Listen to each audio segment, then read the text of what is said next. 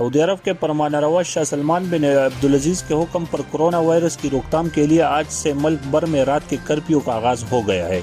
سعودی عرب کی وزیر داخلہ نے کہا ہے کہ مملکت میں رات 7 بجے سے صبح 6 بجے تک کرفیو نافذ کی جائے گی۔ جو کوئی بھی خلاف ورزی کا مرتکب ہوگا اس پر 10,000 ریال جرمانہ عائد کیا جائے گا۔ اگر کسی نے دوبارہ اس کی خلاف ورزی کی تو اس کی جیل کی ہوا کھانی پڑے گی اور 7 دگنا جرمانہ ادا کرنا ہوگا۔ سعودی شاہ سلمان بن عبدالعزیز نے کرونا وائرس کی مہلک وبا کو مملکت میں پھیلنے سے روکنے کے لیے رات کو 11 گھنٹے کا کرفیو نافذ کر دیا ہے، جو 21 روز تک جاری رہے گا۔ سعودی عرب کی وزیر صحت نے پیر کے روز مہلک وائرس کورونا کے 51 نئے کیسوں کی تصدیق۔ سعودی مملکت میں اب اس مہلک وائرس کا شکار افراد کی تعداد 562 ہو گئی ہے۔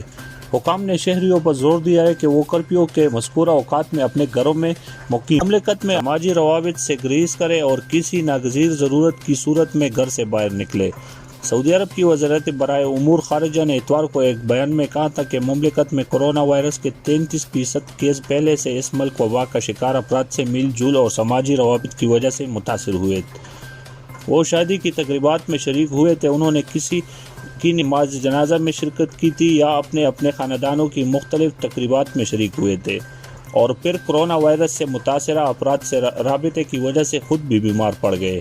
کرفیو کے دوران تمام سعودی شہریوں کو اپنی حفاظت کی خاطر گھروں میں رہنا ہوگا، تاہم خوراک، طبی سہولیات، میڈیا، ٹرانسپورٹ، توانائی اور چند دیگر شعبوں پر اس کرفیو کا نافذ نہیں ہوگا۔ وزارت کے بیان میں کہا گیا کہ وہ کرفیو پر عمل درآمد کے لیے ضروری اقدامات اٹھائے گی، جس میں اسے سول اور فوجی انتظامیہ کا بھرپور تعاون حاصل ہوگا۔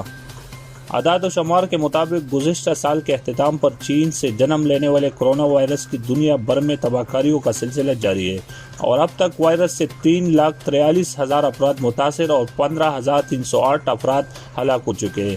دنیا بھر میں اب تک 1 لاکھ سے زائد افراد وائرس سے صحت یاب بھی ہو چکے ہیں۔